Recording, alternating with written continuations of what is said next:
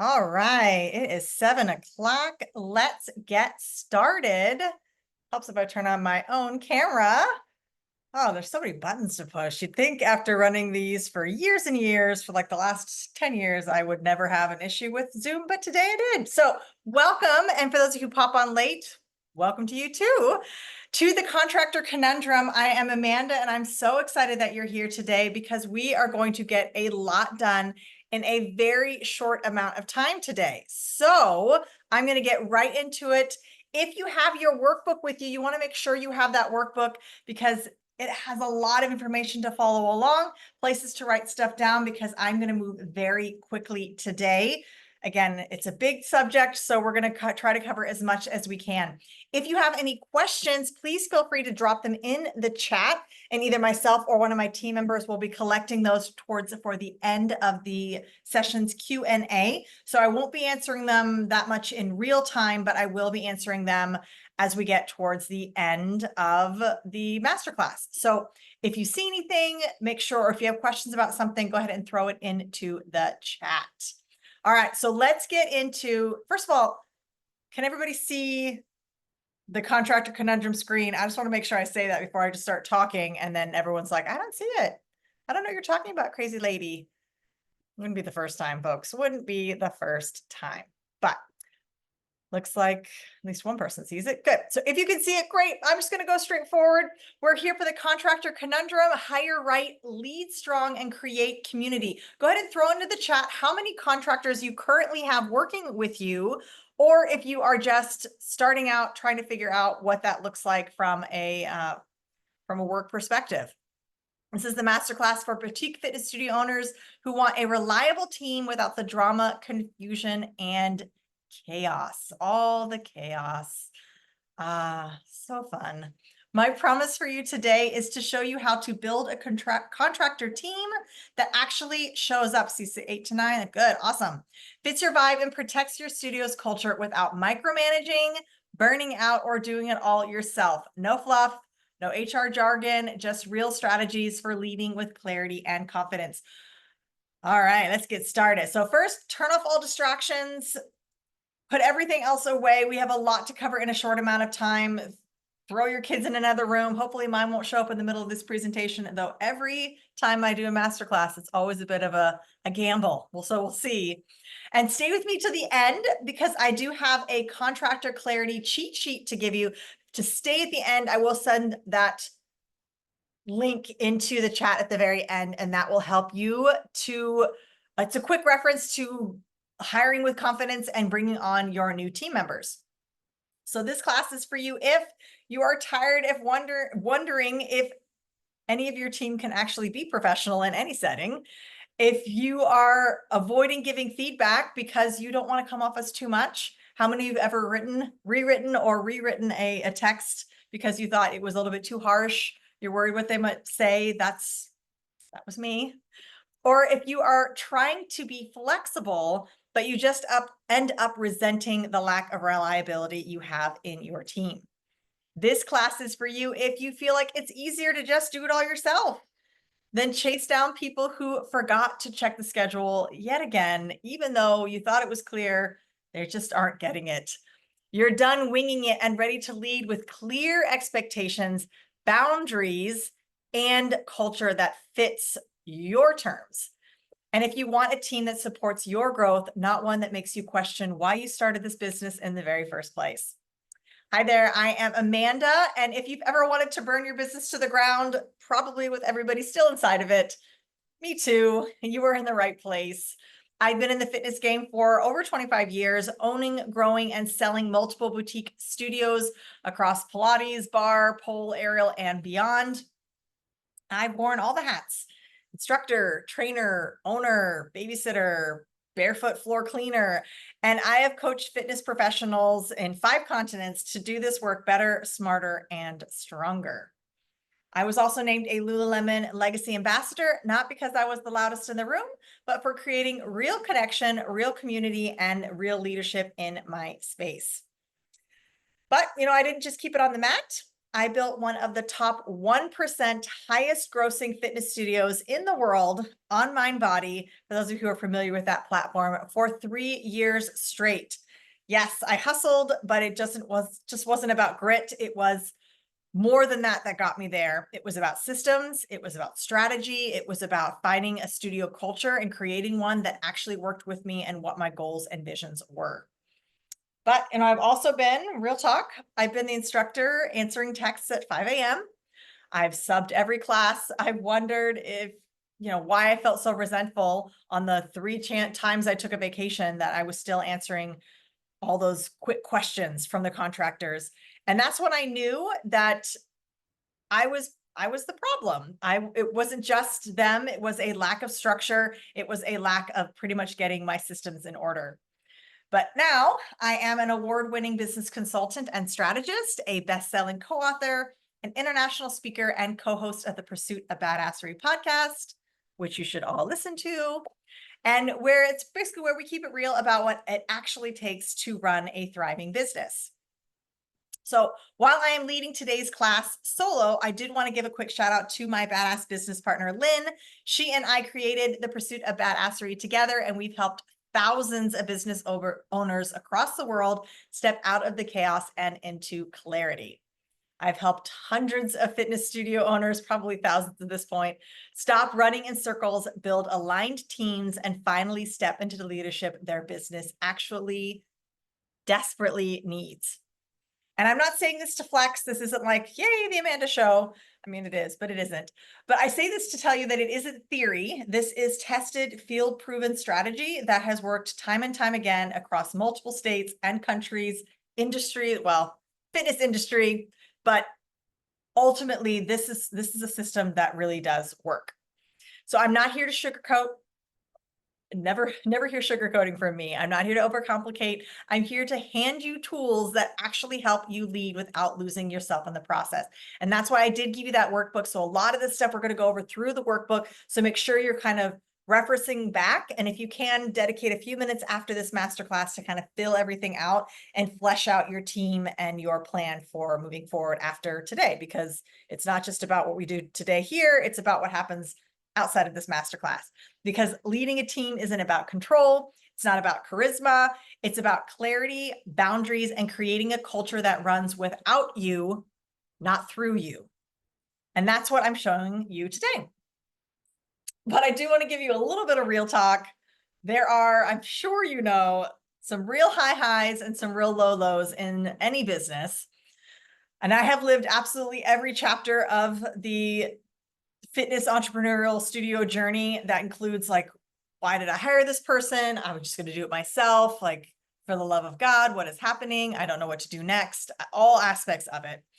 But I've scaled profits 98% in a single year without raising prices.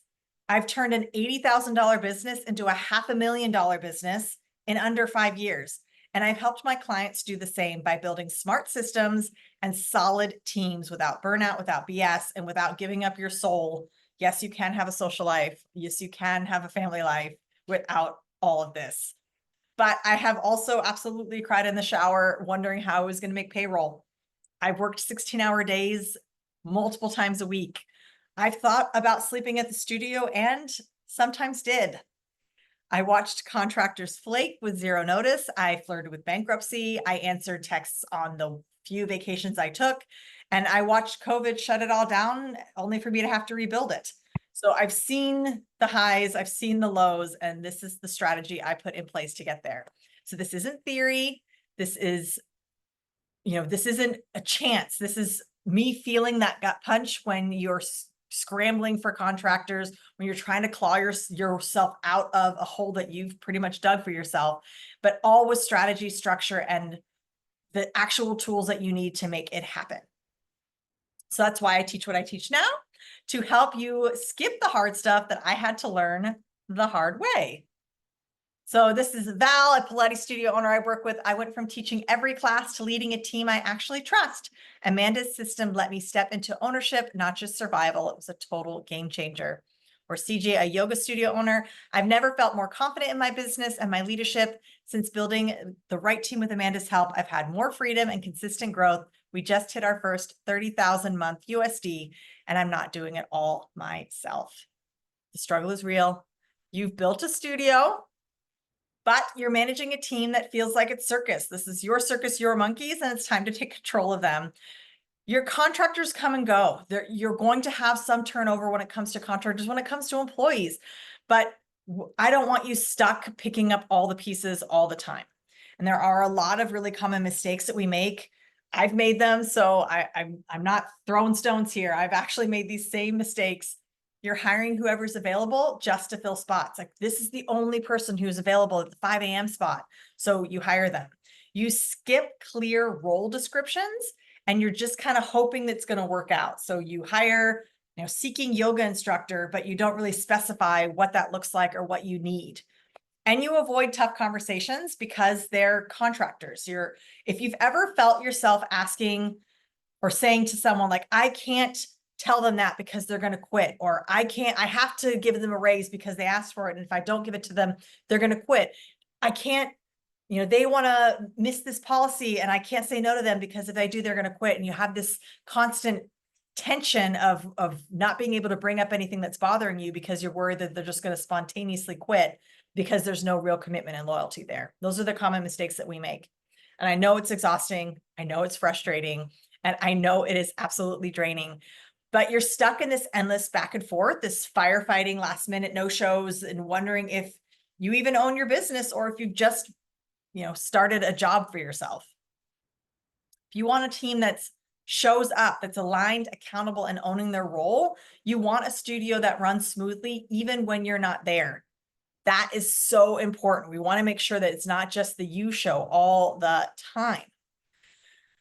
And you'll know you're ready if you're done filling gaps with warm bodies and want people who actually fit your culture and your mission. You're ready if you're tired of playing firefighter for your contractors and you want systems that keep things running without your constant interference. If you're tired of winging it and you just ends up costing you more time, money, and sanity. If you realize that hiring without clarity isn't just a mistake, it's a business killer. If any of those sound like you, drop a 1 into the chat because I want to know where you are sitting in your contractor world right now. Because leading a team isn't about control. It's about clarity, boundaries, and culture. So when you get those things right, you stop babysitting and you start really building something that's going to work for you. And that's really where we want to be today. We want to start building real systems that really work. So if any of this hits home, you're exactly where you need to be right now. Make sure you grab your workbook because we're going to get into it like nobody's business, like your business right now. Let's stop the chaos and let's get to it. So these are the 4 C's of contractor success. And again, I talk very fast. That is just who I am as a person. If you have questions, please feel free to throw them into the chat and I will jump on as soon as I see them at the end during the Q&A. So if you have any questions, just throw them into the chat and I promise I'll answer them after the fact. So the 4 C's of contractor success: clarity, curation, communication, and culture. So let's start with clarity. Before you hire, don't host your job without a little bit of strategy involved. We want to make sure everything we're doing has some strategy behind it, not just throwing spaghetti at the wall and hoping it sticks. So the foundation of successful hiring starts with understanding what you truly need in your instructor. And I know that seems like obvious. Like, I need an instructor to teach the 4 o'clock bar class. Like, it seems obvious, but before you hire, we have to get crystal clear on what you're really looking for. So number 1, define your purpose. Why are you hiring? Are you hiring because you need a warm body to cover a class? Or is it part of a long-term strategy? And it's really okay if the answer right now is I need a warm body, because sometimes, it's not ideal, but sometimes things happen. So that's not the ideal situation. We always want strategy involved, but sometimes, even the best intentions, things happen. But we want to address the root issue. So are you hiring because you're overcompensating for something else? Is it low client retention? Is it inconsistent experience? Are you just burnt out? Think about why you're actually hiring. And one of the common ones I see is, it's very catch-22. It's, I felt it myself. I want more members. I can't have more members if I don't have more classes on the schedule. Why would they have a membership if they don't have more classes to take during the week? Oh, but I can't teach all those classes, so I need to hire someone to teach those classes. But then you hire someone to teach those classes, and those people who are working with you don't like them, so they end up only going to your classes. And then you're trying to accommodate adding more classes, but nobody's taking them. Nobody wants to go there. There's like an icky feeling in your client experience. So you have even lower retention rate, and you don't have people to fill any of the classes. So again, it's this vicious circle that it's not quite working because you're not really addressing the root issue behind wanting to hire somebody. And then you need to set clear parameters, very specific qualifications, certifications, and values for your instructor. Like, what do you need for your space? And that's going to be very different depending on what kind of studio that you have.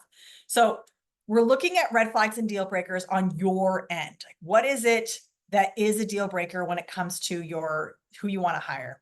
So again, hiring from desperation, hiring in panic, you're going to regret it. It's never going to work the way you want. We want to think about hiring somebody before you actually need them, before it feels like an emergency, because these emergency hires rarely ever actually align with your company. And again, vague descriptions like yoga teacher wanted isn't really going to get to the true essence of what you're looking for. And if you're also trying to use only availability focused, I need someone to fill just the 5 a.m. class, and you're hiring them simply because it's a time slot they can fill, that isn't going to find the right person to fit your schedule. So ultimately, like, if your clarity sucks, your hire is probably going to suck. So we want to make sure that we're aligning our hires and our hiring process.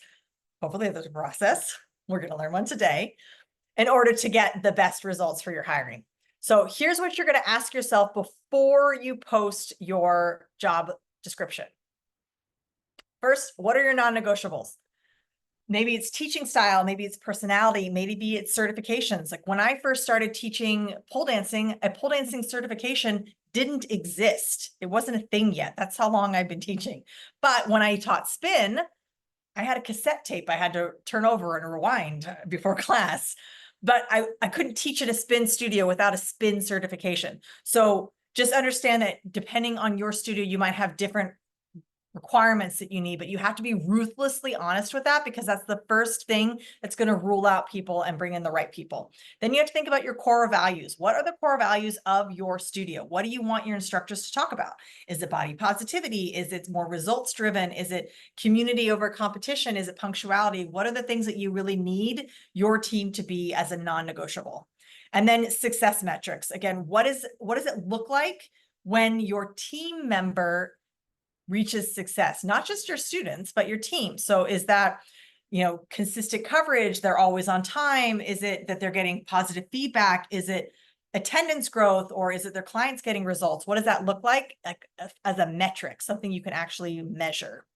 So the clearer you are with what you need, the more likely you are to find somebody to deliver it. And also be clear with what you don't need, because there actually is a cost for hiring the wrong person. So bad hires aren't just disappointing. They actually have a measurable, monetary, scientifically proven result when you hire the wrong person. So you're looking at a 30% client attrition.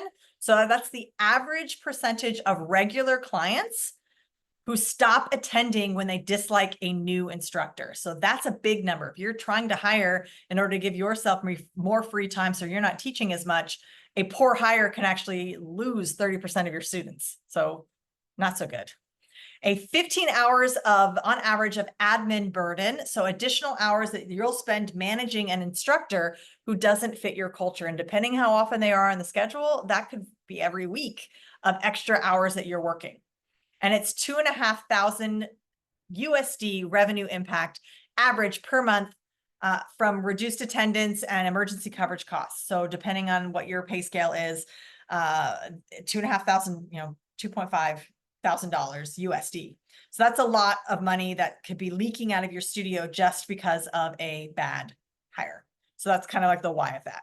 So part 2 here is curation, because we're setting the right stage for hiring the right people, which creates the right team. So this isn't casting, this isn't Hollywood, this is curating who is coming on to your team. The vibe matters. I know vibe is a very like non-metric thing to think about, but the vibe absolutely matters, particularly in a fitness studio. You're not just filling time slots, you're protecting the energy of the space. This is visuals, tone, branding language. All of those need to be considered when you're hiring, when you're making a post. And if you don't know what your brand language is, like shoot me a note and I will send you a free quiz that goes over to how to find your brand archetype and your brand voice and use it in your marketing. It's a freebie if you want that as well. I have that for you. So let me know if you want that and I can send that your way. But also letting your community energy come out through how you're recruiting people. You're not just hiring a body, particularly in a boutique fitness environment. If this were a big box gym, it's a little bit less important that everybody kind of jives. But in a smaller community, it's extra important that it feels like a cohesive team, even if they're independent contractors, because there is a distinction between contractors and employees. The right instructor isn't attracted just by the paycheck. So don't think that by hiring, if you want the best people, it's going to mean that you have to pay everybody $1,000 a class. That's not what this is at all. It's going to be a much more curated scenario, and people are drawn to unique energy, even more so in the fitness industry. And so think about, it's not about the money, it's about attracting the right people. So we want to write a role description that really filters in the fit that you're looking for. So it needs to be your first filter. Make it work harder than you realize to be very specific about what you need in your studio. So instead of saying things which you'll see in every posting that isn't written by me, it's must be experienced, good with communication skills, team player, positive attitude. Those don't really, I mean, they're great, but they don't really mean anything. We want to say things that are more specific, like, responds to messages within 6 hours. And this is specific to your culture and community. If you don't need people to respond within 6 hours, don't write that. But if it's brings solutions, not problems to the team, it's someone who thrives on structure and freedom. This role is not for someone who does XYZ. Be very, very clear. And again, this is very specific to your company, and it should be.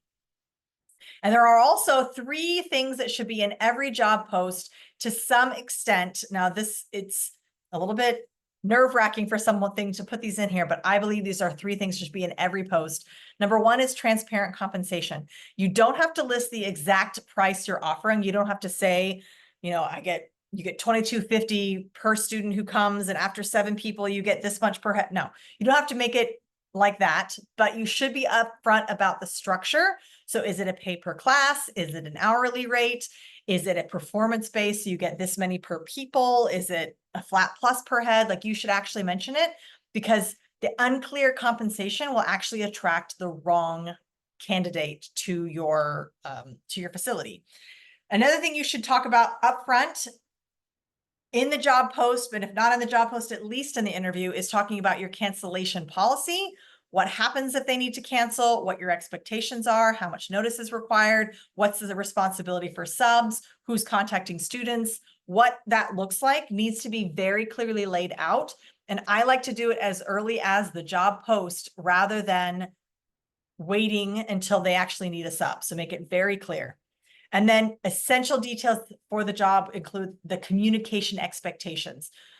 If you know that you're going to be communicating with your team via memes only, and they don't have a smartphone, that would be surprising, number 1, but you need to be able to know that the person you're hiring is going to be able to communicate in the way you need. They don't have a phone. They're probably not going to be the right fit when you need to call them to confirm an appointment. It's just like if you have a job that's on location and they don't have a reliable mode of transportation. It's the same thing. You're vetting those people from the very, very start to make sure they're going to be the right fit for your company. So some interview essentials for contractors, and this could even be if you're a contractor yourself and you're renting a studio out from another person, you aren't quite a brick and mortar facility yet. This can also be something that applies to you. So we want to ask value-based and logistic-based questions based on availability, team mindset, openness, etc. And you want to watch for phrases that are red flags. And some of us have different red flag phrases, but I don't like people who are too flighty to nail down any information, because I want a consistent team. So if you're looking at those people who are like, oh, I just want a free gym membership, and so that's why I'm going to work here. Like, to me, that's a big fat red flag, but you might have a different one. Again, this is your non-negotiables. but think about those statements. If you want to steal these, you can screenshot this. These are some of the value-based questions that I ask in every interview to see where they are in their headspace. And here are some of the red flag responses that I listen for frequently. So, I don't use social media. I want to do things my way. Like the studio owner I had before was too controlling. Maybe they were, but the way they talk about their previous experience can help you understand how they're going to talk about you when you move forward in your world. So we want to really think about what they're saying. So if you want to screenshot this, go for it, because the right instructor isn't the flashiest one. It's not the most charismatic. It's not the new fish, the new person who's around the, new kid on the block. It's a clear communicator, and they're going to reflect the studio's energy. You can teach a skill. You can teach them how to use your computer, but you can't teach them a core value or an attitude. So focus more of your energy on how they feel and how they fit your company culture than necessarily do they have all the random things you need them to be able to do in order to work at your studio. All right. So let's talk about assessing the cultural fit, because again, it's the vibe. We want to curate a feeling. People go to boutique fitness studios because of the vibe, not just because of what they teach. You can get a Pilates class on Pilates anytime over the internet, but they go to your studio for a specific reason. So team mindset. Look for candidates who are already talking in a we language. They ask questions about the team, not just about the classes, not just about the pay structure. They want to kind of know what's going on, because lone wolves, unless they're super go-getters, are probably not going to be as good for your studio environment. We want people who are part of your team, and they're going to reflect it in their language. Feedback receptivity. So how do they receive feedback? How do they feel about it? What they say will reveal how they do. How defensive are they? How growth oriented? If somebody told them their playlist sucked and they came back with, well, that's just your opinion, my playlist is awesome, and never really thought to see like, oh, what kind of music do my students like? Is this too hard? Like, do I need to not be playing like crazy hardcore music at the 5 a.m. class or at the 5 p.m. class with all the old aunties? Maybe they don't want to listen to that hard music. So thinking about who your team is and how they respond to that feedback can also tell you a lot about how they're going to act as part of a team. And then client focused. The best instructors are going to talk about client transformations. They're going to talk about client relationships in their interview, not just about how many certifications they had, which, listen, I have like 1 million certifications. That's great. But when it comes to a team atmosphere and trying to work with another team, that's not the most important thing. We want to talk about how they're going to relate to and connect with your students and the rest of your team. And then reliability signals. This one is a deal breaker for me personally. And yes, it has a little bit to do with my behavioral style of just punctuality. But if they show up late to an interview for a fitness class, to me, it's very hard for them to come back from that, because generally speaking, a fitness class as an independent contractor is an hour or less. So if they can't show up to an interview, how are they going to show up to a class that's an hour or less? We want to make sure that we're listening to those red flags as they pop up, or as we see them. So the cultural fit, again, it can be taught. Most skills can be taught, but a cultural fit cannot be taught. So we want to prioritize alignment with values over the technical perfection. You can teach, they can get an extra certification, they can work to that, but you can't teach culture. All right, communication. Boundaries, boundaries, boundaries. Let's say it together. Boundaries, boundaries, boundaries, boundaries, boundaries, not burnout. And I know I'm talking so fast. I probably should drink less caffeine, but sorry. Boundaries before burnout. So real leadership, the magic of having your team starts after the hire. So we want to set expectations immediately. Even contractors deserve clear expectations and proper onboarding from the start. Just like an employee, they don't start teaching a class until they have gone through an onboarding system. Outline what contractors are responsible for, subbing, client interactions, staying on brand, everything. Even better if you write it out, and we're going to go over that before they teach their first class. Okay, no panic hires. So we want to write a welcome document, I always call it the instructor handbook. That way it's not an employee handbook. It's not employee anything. It's just instructor handbook. But this is exactly what your contractors are responsible for. This is subbing protocols. This is client interaction. This is brand consistency, emergency procedures, policy reminders, things that they might not know because they're brand new. This also gives social media guidelines. As an independent contractor, I think we all kind of want them to be talking about the studio outside of the studio. So we want to specifically show them how to talk about it. Like, what's the style they're allowed to talk about? What hashtags are they supposed to use? When and when or not are they supposed to tag the studio? What are you expecting from them? Like, what needs approval? So all those things should be outlined before they do them. And consequence clarity. This will also help with any kind of later drama, to be very clear about what happens when you're late, what happens when you cancel, what happens when you no show, what happens when things don't go right. Because that's what ends up happening, as it creates a lot of stress for the owner. Is, it's never when things are going well, it's when shit hits the fan. So when stuff isn't going your way and suddenly you have to be the authority that you didn't want to be, really, if you've already set this up, it makes those conversations much easier and much cleaner for everyone, because boundaries aren't controlling, they're clarifying, and they protect both sides. Both you and the contractor get more protection by clarifying those boundaries. All right, communication rhythms that work, so important, because your team is not there 24/7. This is a contractor situation, not an employee that's there from 8 to 5 every day. So we have to be extra clear with everything that we do, because inconsistent communication is the #1 source of frustration between studio owners and instructors, hands down. We want to create systems that work for everyone, and we want to be the ones in control of that and set them up from the beginning.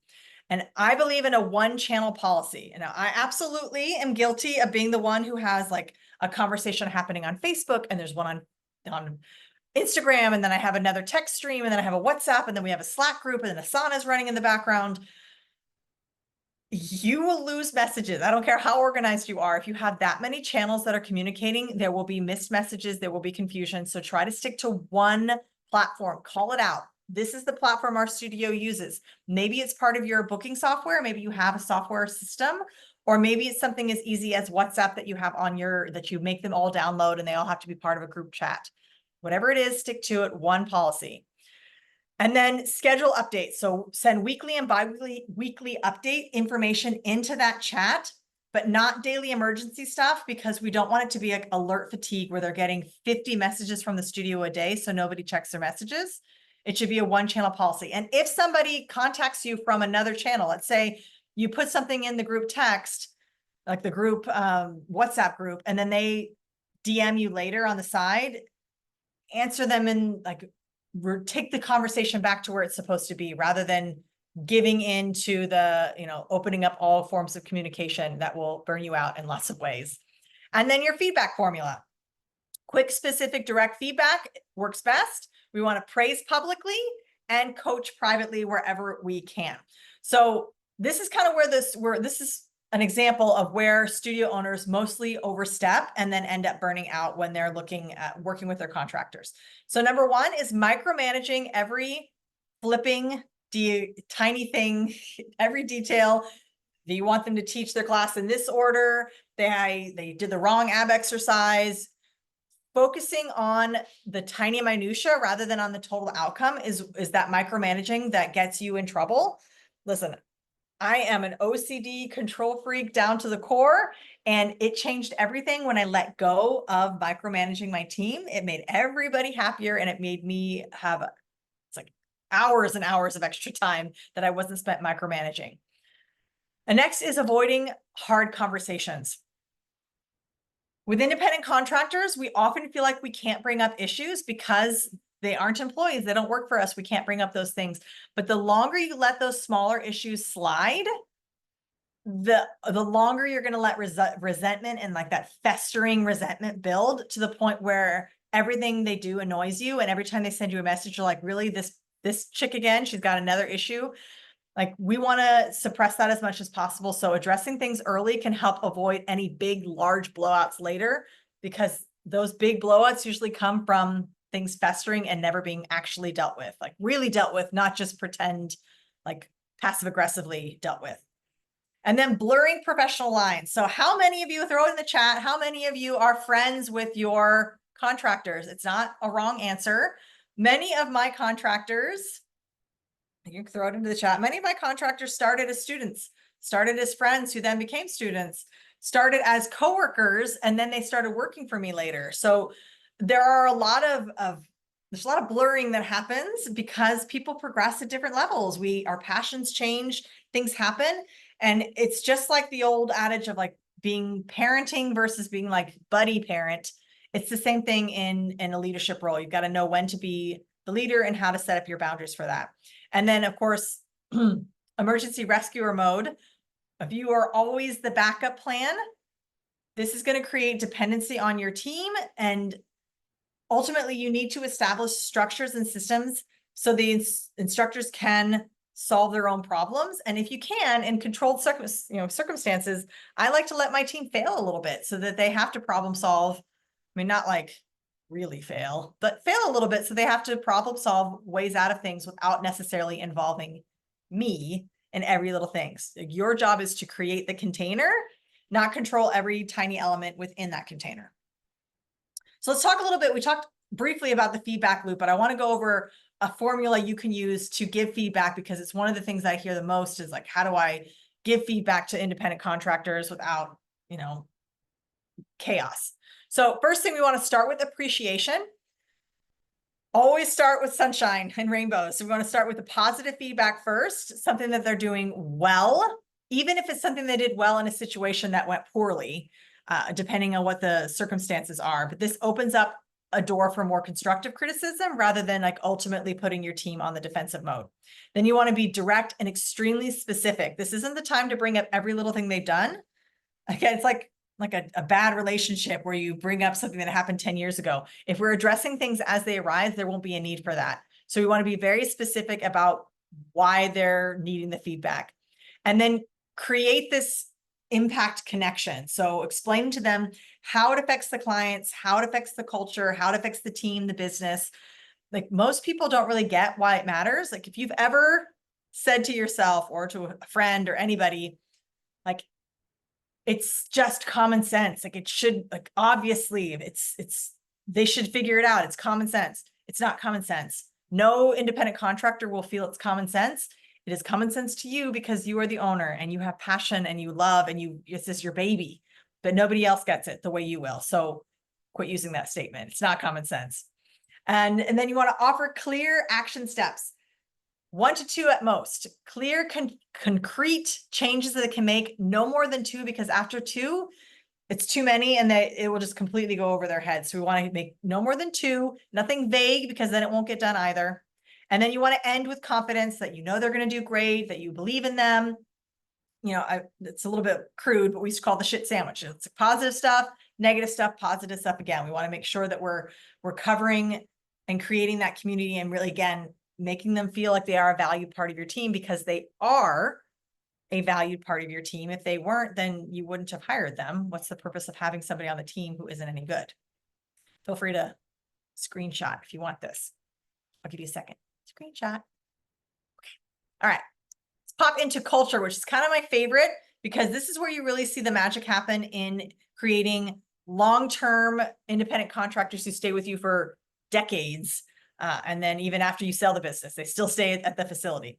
So even part-timers can feel like insiders if you're leading with purpose. The purpose makes a big difference.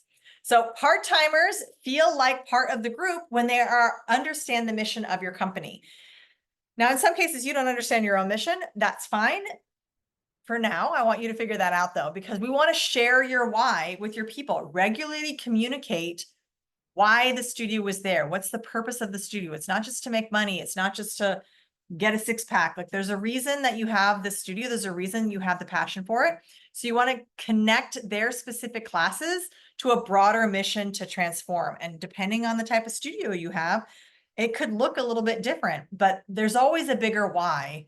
People come to work out for all sorts of reasons, and we want to find that bigger why. We want to showcase the impact. So let them see the tangible results of their work. Tell them about client success stories, give them positive feedback, tell them the business wins that they contributed to. The more you can share, like, oh, you had X many X people in your class and they all signed up for members. Like, that's great. Like, and use inclusive language. So it's not my studio, it's our community, it's our classes. Even that small language shift can psychologically create more ownership for an independent contractor and help them really feel part of the community, even if it is just they're there once a month. I mean, I've had contractors who come in barely, but they're still part of that community. They still feel that need, because people stay where they feel like they matter, like where they fit in that bigger picture. Again, it's not about money. I've seen there's some businesses that I've worked with where they're paying their instructors nothing, just dirt cheap, but the people are so loyal because their culture is so strong that they were able to build a team that wasn't about money. So there are ways around it. So creating real connection isn't about forced fun. I know we've all heard, I'm sure we've all participated in a mandatory fun activity that you've done through a work environment where they forced you to interact in a way that felt weird. We don't want to necessarily do that. We want to highlight authentically. So an easy way to do that is in your group channels. If you have that group way that you're communicating, like you could say, hey, Emma's 6 a.m. class had a full attendance. So-and-so brought in 6 new members. Not only does that reinforce that they're doing a good job and make them get all the warms and fuzzies, but it tells everybody else in that group chat the things that you praise, the things that you value. So it gives you a win-win situation of being able to show what is important to growth, as well as create more community and culture and connection. This can also be done with weekly voice notes. So instead of texting, leave a voice note, because that connection with your voice can actually create more, a stronger connection than a text will. So giving that weekly reminder to your team via voicemail can actually create more connection with very little extra effort, or even less effort in a lot of ways. And then I also like to post a question of the week or of the month or of the season or whatever that sparks meaningful conversation, so we can kind of, again, create community within a group of people who are independent contractors. So they work for themselves. And here's a list of some of the questions that I ask pretty regularly, or something along those lines. So what's something that made you proud as a teacher this week? What's a studio win that you really liked? What's a song that you use in your class? What's your favorite go-to playlist? What's the self-practice thing you're doing this week? Those are all things that are pretty easy to talk about, that are all still health and wellness related, that can create community. All right. This is the leadership shift that I want you all to be embracing. So number one, you are a visionary. You don't just run a schedule for your business. You are the vision of what's possible. 2, you are the container creator. This isn't about controlling every move. It's creating a space where great work naturally happens all on its own without you being there. And you are the culture keeper. You define and protect the studio values, the energy, and the standards that make your studio special and stand out. If you want long-term loyalty from short-term contractors, you need to give them a sense of meaning and belonging that they can't find somewhere else. They can work anywhere. Anybody can work anywhere. There's always somebody that's hiring in a fitness capacity. We want to carve out the people who fit for your facility, because culture isn't built in the break room. It's in the little choices that you make every day to make your team stand out. So here are some retention strategies that I work for specifically for instructors. Number one, growth pathways. Even if they're an independent contractor, they still want a growth pathway. So what does that look like? How can they expand their skills or their role? Are you hiring with inside the company? Are you increasing their income? Are you looking to give them more to do within their career progression? Then there's meaningful recognitions, just like when you do retention. I mean, some of you joined me on my retention fix masterclass that I had 2 months ago. Some of you joined me there. I see you guys. We talked about this for students, but it's the same for instructors. We want to celebrate their work anniversaries, teaching milestones. You reached your 100th class teaching. You just brought in your 6th, membership person. Like all those things, those small things can really add up to that connection that they have with the studio. And then skills investment, like offer in-house workshops, subsidize some of their certifications, give them mentorship opportunities, make them feel like a valued part of the team, even if they're not part of an employee team. They can still build up, and that retention can really show to the point where like I said, I've literally had contractors who worked with me for over a decade, and then I sold that studio and they continue to work at that facility. And some of them, years later, I opened a studio, an hour away, and they decided to come work for me. So that culture that sticks. So that's what we want to see as you're building your independent contractors. Because the studios with the lowest turnover invest in their instructors' growth, not just compliance. You make them better, they will make you better. We all go up together, and that is very important when it comes to building a team of independent contractors. Now, of course, it wouldn't be talking about independent contractors if we didn't also talk about the tough stuff. So even when you have good hiring practices, eventually you are going to have to let somebody go. Something's going to go wrong. So when it's time to fire, so time to part ways, this could be multiple client complaints about the same issue. It could be repeated policy violations. It could be the energy not being there. It could be reliability issues. There's all sorts of reasons that you part ways, but ideally you have a system in place so it's never coming out of the blue. It shouldn't be this like deep conversation with like, oh, is it time to fire them? You should kind of know. But this is my clean break approach when this is how I fire. And if you want more information on other ways to help you through this, throw it in the chat. I will help you guys out. But first and foremost, you want to have the conversation in person, never, ever, ever by text. Focus on fit. Nobody wants to be broken up over a text, okay?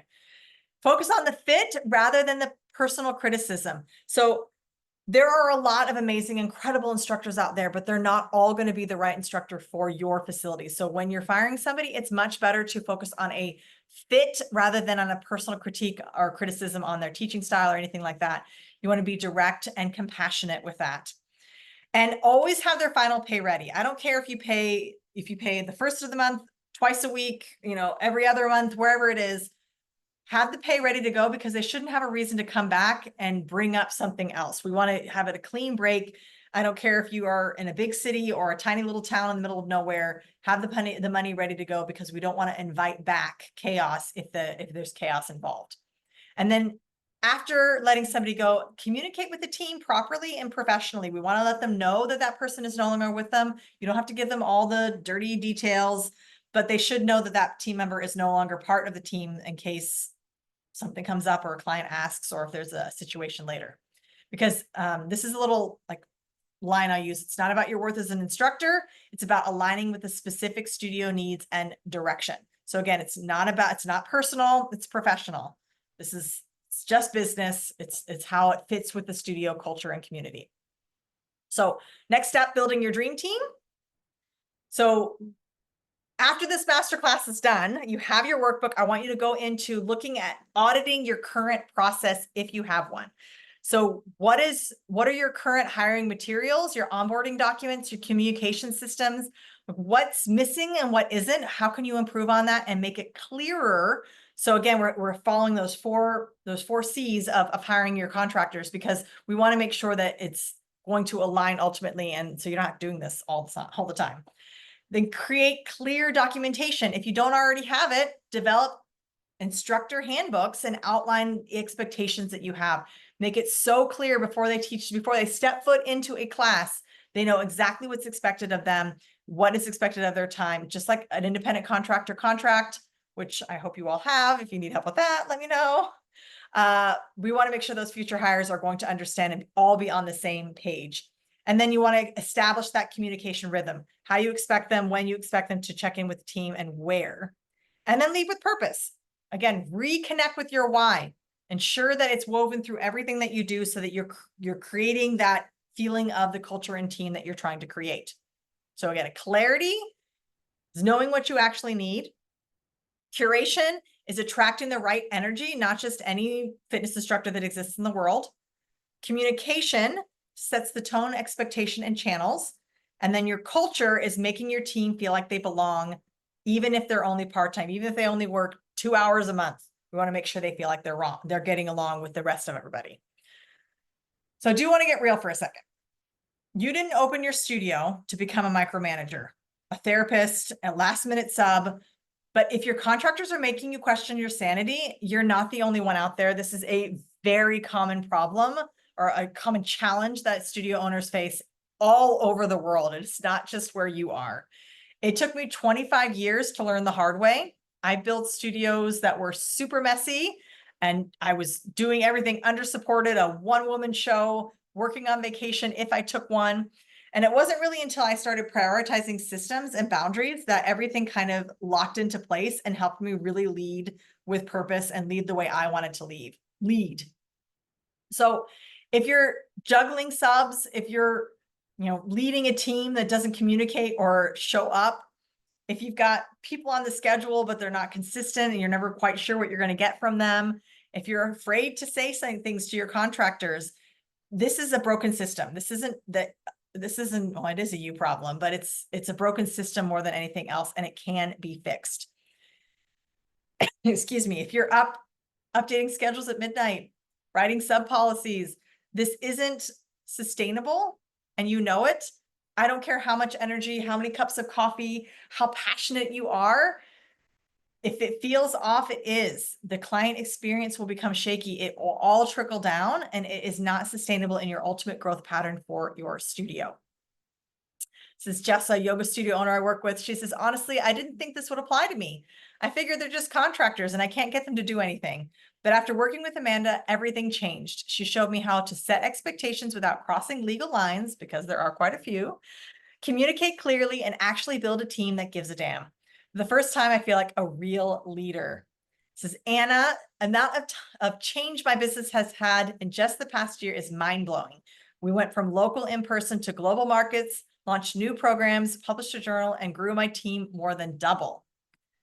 So I'm going to give you two choices today. You can keep duct taping your business together, your team together. You can answer DMs at dinner and wonder why no one is taking initiative. Or you can plug into proven systems that help you hire right, lead strong, and finally feel supported by your team, not sabotaged by them all the time, because you don't need more time. You need a plan. Leadership isn't about working more hours. It's not about being the last one to be there and the first one to be there in the morning. It's about building something that runs without burning you out, that runs without you being there all the time. This is not theory, it is transformation. And I have seen it hundreds of times all over the world with clients that I work with. Nathan from a climbing gym says, before working with Amanda, I was teaching classes, answering texts at midnight, and now I finally feel like an owner, not just the guy putting out all the fires. I've got a team, systems, and a plan that works. Or Emery, she says, it's a lifesaver and worth every penny. I'm so thankful I'm part of this program. Just checked my bank account, and we are the highest it's ever been. Last month was the best month I've had yet. So the program they're talking about is the Badass Amplifier. So my partner and I would like to invite you to the BA. It is a supercharged live accelerator experience. This is not a course. This is not a PDF that you never read and never implement. This is real coaching in real time. So this is going to end your contractor chaos. If you're tired of answering the same questions, chasing subs, doing it all by yourself just to keep your studio running, the Badass Amplifier is where you fix that. It's not a course. It is a high impact strategy sprint to help you build systems that make your business run without you. It leads your team without micromanaging. It's going to solve contractor chaos in real time without you winging it and having to do everything. When you join, it is 6 months. You get 4 strategy calls a month with not one, but 2 seasoned consultants, over 50 years of entrepreneurial experience. We've scaled to 6 and 7 figures for us and our clients. This is done for you templates, systems, scripts for your contractors, for your clients, for your operations. And it is all about nailing down your strategy and strengthening your systems so you can scale without burning out. If you're sick of doing everything right, but feeling like you're behind, feeling tired, like nobody else cares, exhausted by your flaky hires, like what if in 6 months, 6 months from now, your business could actually run itself?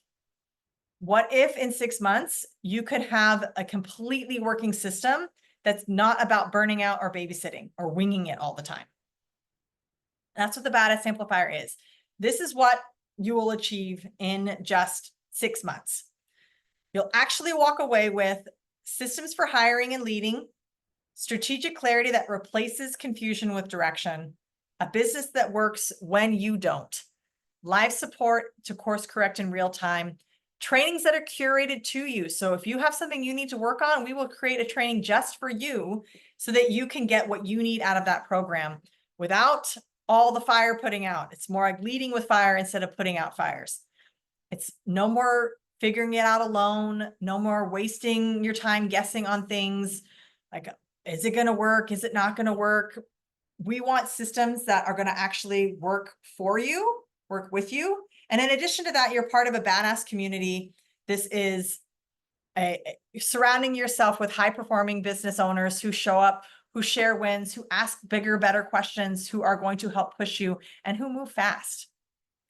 This is for you if you are tired of being the bottleneck in your own company. You're ghosted by your team. You're unsure of how to enforce anything because they're just contractors. If you're tired of grinding with no gain, if you're tired of figuring it out on your own, this is all about transformation.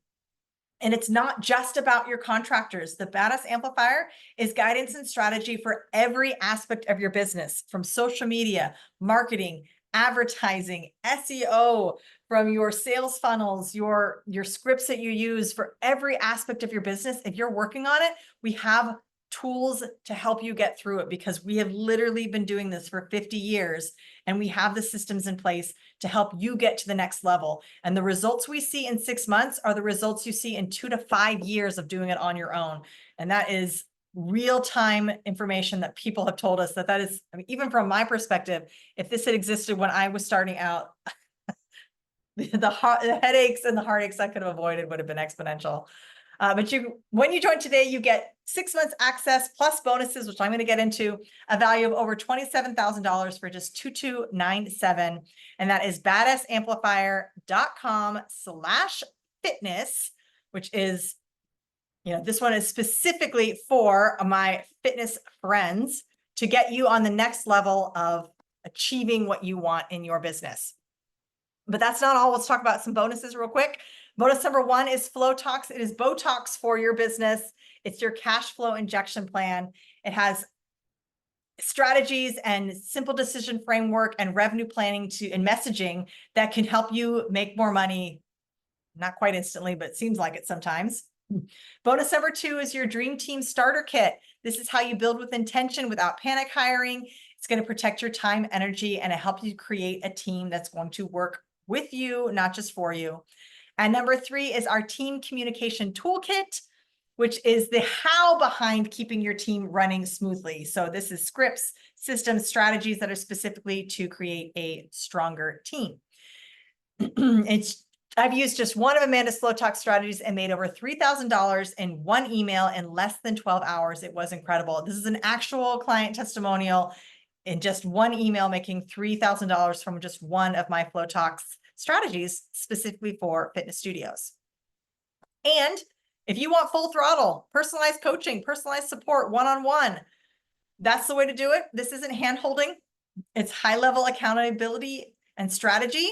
Whether you're buried in chaos, the one-on-one coaching is specifically for those who want to identify what's holding you back, map out your best money-making moves, figure out what's working, what's not, stop the bleeding in your business, and stay on track with a partner, me, who actually understands your business because I've been doing this for over 2 decades. And as a bonus, if you sign on as a one-on-one client, you actually get access to the Badass Amplifier 6-month program for absolutely free as a special bonus to you. So private coaching consulting is a one-time rate of $7,200 for 6 months. That includes weekly calls with me, personalized strategy and accountability, unlimited support, and the Badass Amplifier comes with that right away as part of that package. This is one of my clients. She says, I always thought the summer slump was just part of the job. Amanda helped me with one hire and implemented one strategy that gave me our best sales month ever. And right during June, our slowest month. I can't wait to see how this changes everything. And it absolutely did change everything for her.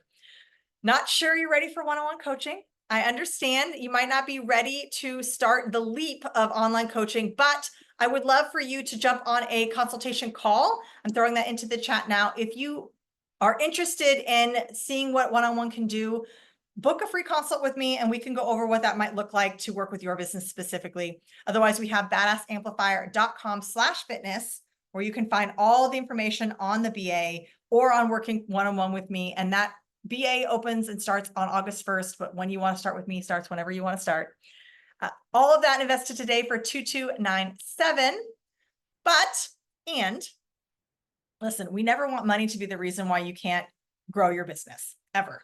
So we do have payment plans available. We also have scholarships and sliding scale available. So money should not be the reason why you can't grow your business. So if you head to badassamplifier.com/fitness, you can also find scholarship applications there and sliding scale, as well as payment plans available, because we want you to grow your business.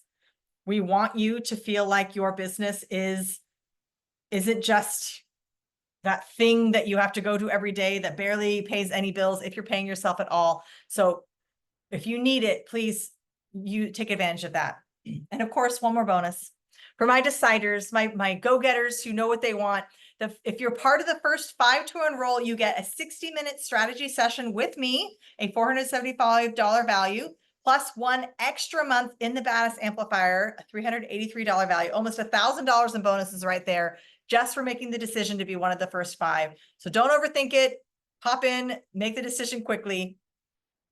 For your client wins, these are some of the actual client texts and wins that I've had just in the last 6 months. I want these to be your wins. I want to wake up to a text from you that says, I just hit $42,000 this month. I just hit $20,000 today in a sale. These are the texts I get from my clients, and these are the texts I want to come from you every single day that you're a part of either BA or working with me. But you have 2 doors and 1 decision.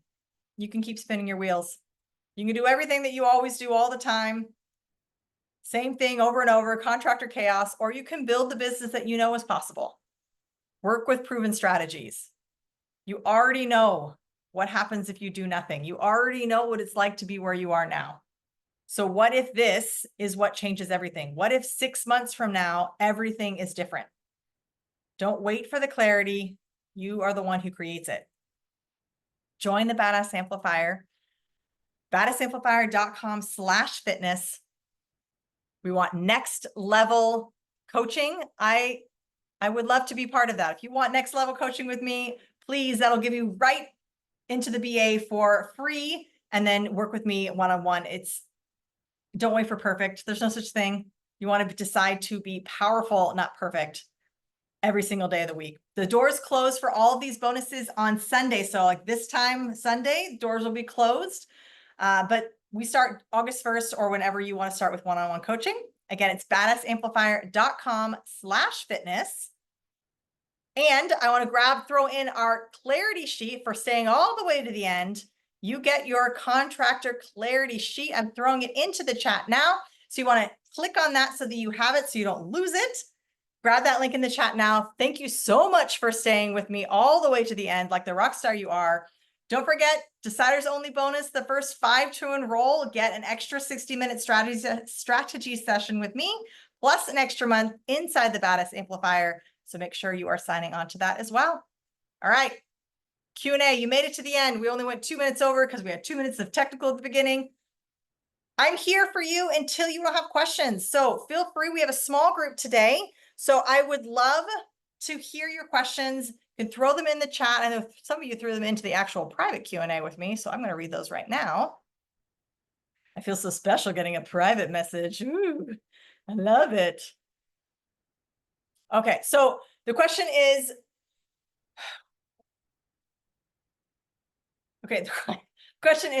why do I get the Badass Amplifier for free? What's the difference between your private coaching and the Badass Amplifier?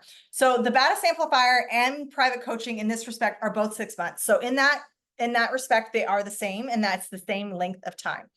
However, the difference in one-on-one coaching, you guys are fitness people, you know the difference between a personal training session versus a group class. So Badass Amplifier is your awesome group class, and one-on-one coaching is one-on-one personal training that's specific to your goals, to your injuries, to your past, what's going on in your world. So it's very similar to that. That's what we're looking at here. So If you thrive more in a group environment, if you can keep yourself a bit more accountable, you know you're going to pick up the right size weights, you know you're going to challenge yourself, then the Badass Amplifier is great. And it's still a live coaching experience. You still meet with myself and Lynn 4 times a month. So you still get live opportunities to ask your questions. The difference is in a one-on-one coaching scenario, if something comes up in the middle of the week when it's not a coaching call, you can shoot me a text and ask me, hey, how do I word this contract? Or, can you look over this presentation I'm giving? Can you, do you have any advice on wholesalers? Like whatever you're working on, you'll get real-time feedback, sort of unlimited. So it ups the stakes for what you're doing. So a one-on-one situation is unlimited emails and texts and things in between. And then you have 4 calls a month where it's asking anything that we're going over. And there's a lot of behind the scenes that happens there rather than just in the BA, which is still an excellent container.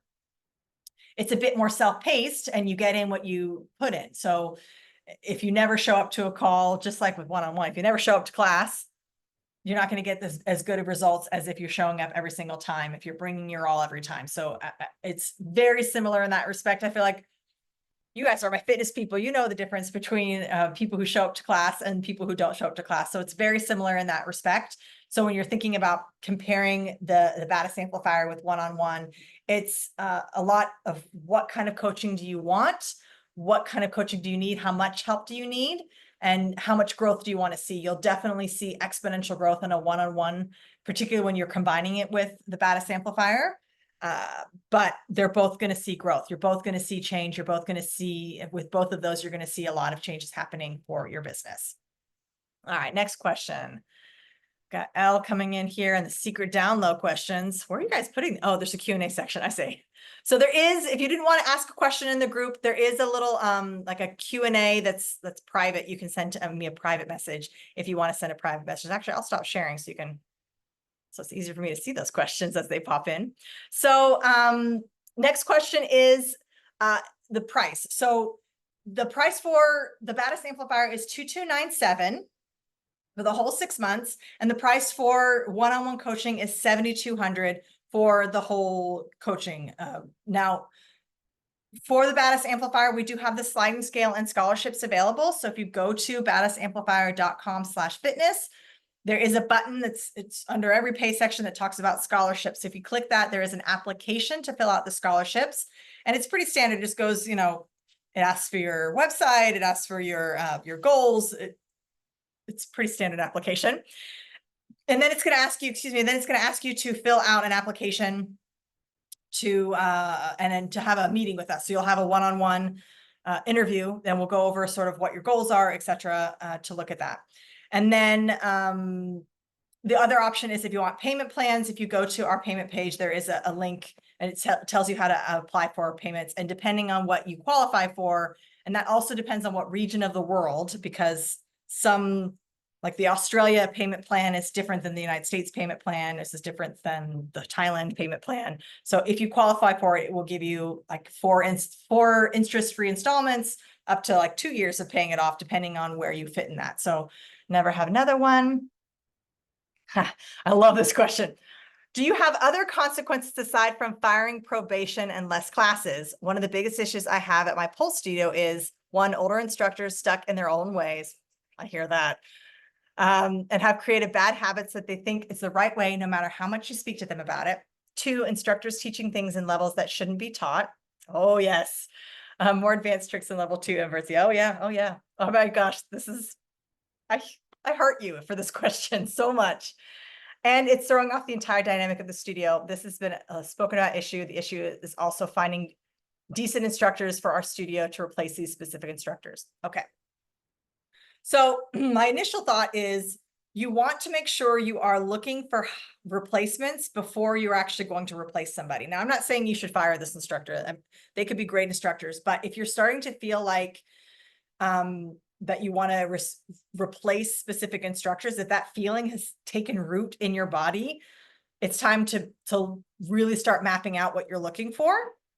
And it could be as easy as opening up, writing a very specific description and opening it up to the rest of your team to see if anybody else wants to hire for more work within the company. You don't have to specifically say which classes are getting booted or what's being changed, but even just that energy shift of they're hiring, they're looking for new talent, they're going to be even hiring within the own company or giving more responsibilities within the own company, can create a bit of a shift. Now, as far as dealing with this specific instructor and older instructors, this is why I think it's so important. And I'm not saying you're doing it wrong, preface that, but this is why it's so important to set up those standards at the very, very beginning, because the longer it goes, the harder it is to have the conversation, even if you guys are like besties, actually, probably even more so if you're besties.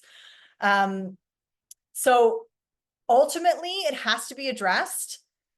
If I mean, this is such a cliche, if you see something, say something, but if it happens, then there's obviously a communication error. And if it happens more than once, it's another communication error. And so for me, when I'm doing evaluations, I usually do evaluations once or twice a year. And all of these things should be brought up and we go over, okay, like, this is how many times that you no-showed to a class. This is how many times you were late to a class. This is like, I tally everything, and it's like a crazy person sometimes, but I mean, I actually don't do it personally. I have my front desk people tally it, but it's just a way to kind of see things. So if you're seeing a pattern, you have a set list of like, these are our deal breakers. This is the system of how I set things up so that you know that even if they're a good instructor, at some point, you have to have already had a conversation. And you tell them at that point what the consequences are. You're like, okay, hey, we've had this discussion about teaching more advanced levels. This is a beginner level class. There's absolutely zero inversions until they've had their 12th class with us, and they have to have instructor permission and go through this protocol. You know this, you know the policy on that. This is the third time we've noticed that somebody is doing a trick outside of their level within your class. Just so you know that on the next time we see it, you're no longer to be able to teach that class. But there has to be a system set up, and it shouldn't be like 7 times later and you feel the need to fire them. It should be on the first time you say, okay, this is the first time it's happened. We want to make sure you're clear on the policy that they're not allowed to do this. We do that because it's unsafe for them. And we're really interested on making sure our students stay, physically safe for legal and liability reasons, as long as their progression, you can say what you want to say there, just so and then you tell the instructor, if it happens a second time, this is what's going to happen. If it happens a third time, this happens. If it happens a fourth time, you can no longer teach the studio. Like, you have to give specific things so they know after each offense that it's a problem and that there's another step of consequence. So I actually have like a list of consequences in order that they receive them. So maybe it's a written warning, maybe it's a verbal warning, maybe it's, I always want to like dock their pay, but you can't really do that with an independent contractor. But there should be a clear system that you have written up, a clear policy that's for instructors that they know and can see. So it's just like if they no show on a class, it's like a 3 strikes you're out policy, whatever it looks like. But after every time it happens, a discussion has to be had, like an in-person conversation. It's not discipline. It's just knowledge of the policy. It has to be done. So I hope that sort of answers your question, but that's how I address it. There shouldn't ever be like a big blow up at the end, because it should always be like the signs were there. You knew that this was happening. Like, I know I've spoken it to you, but speaking to them and not giving them a clear action step to take place and giving them a clear knowledge of what happens next at the next step that they're going to face. Like, ultimately you have to also understand, and again, I'm not advocating towards just blindly firing somebody. However, I'll give you an example. In one of my Pilates studios, I had this instructor, and she was great. She was such a good instructor, taught an amazing class. All the clients loved her, but she could not follow a policy to save her life. She never no-showed, but she would never come to a team meeting. She would ignore every policy that I had, and she butted heads with every other instructor. She could not make a friend there, and she threw off the whole studio vibe. Like, everybody, all the other instructors felt uncomfortable when she was there. They didn't like her being there. And even though she was one of my highest grossing instructors, and even though she only had a couple of, she had her like loyal clients, but then there's some people who would not go to her class because they absolutely hated her. So we had like this division of clients. Some loved her and some hated her.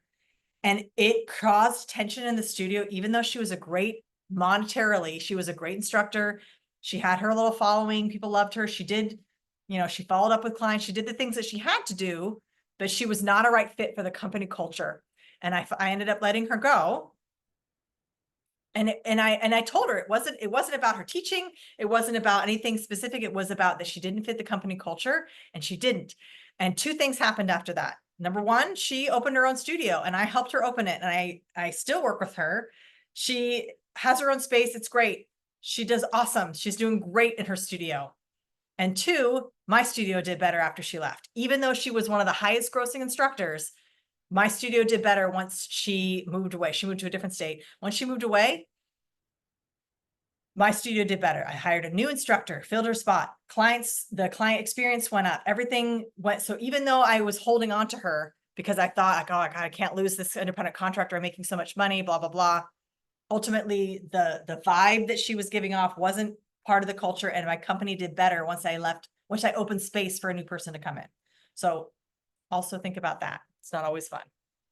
Do you feel like there's any difference in approach for employees versus contractors? Absolutely. So depending on what country you were in or what state you were in, if you're United States, yes, there are some huge differences. Now I can't really get into what country or city or state are you from? That might help me narrow that down a little bit. Virginia. Oh, sweet. Virginia. I was born in Virginia. So Virginia, they're actually not a bad contractor system. So Virginia does have some different laws that are required. And so I would also strongly advise you to look at your independent contractor agreement, specifically on the notes of no compete and NDAs and things. So I would look at that, just FYI. But employees, you have much more control over employees. And when I talked about in the contractor, the part of the masterclass talking about giving them the how of the class, like you can't tell them how to run their class. You technically can't tell them when to teach or how long to teach or anything like that. And you also, I don't know if Virginia is one of these states, but there are several states that have very specific wording on how you pay somebody. So even telling them like, payroll comes out on the 1st of the month can strap you with a big fat fine from your state because using the word payroll is employee only. So there are a lot of nuances between employees and contractors, even in just the language that you're allowed to use with them legally. Now, I don't know if any of your contractors are savvy enough to know the difference in legalese between like a contractor versus an employee, but there are differences even in the contractor wording of your, like, I'm assuming you all, please, all of you get independent contractor agreements. If you don't, like, please just call me and I will give you one. But and the language that you use is very specific, and each state has its own kind of requirements. The United States is a little bit different on that. And they're very different on like how many hours per week they can work, whether or not you have to offer them insurance, things like vacations, maternity leave, all those things fall under employees, even part-time employees, depending on the state. Virginia does, Hawaii is 20 hours. Texas is 40. Idaho is 32. I actually don't know how many hours is required for the state of Virginia in order to be employed to force them into employment. But I can look that up for you. I'll make a note because I won't remember it if I don't write it down.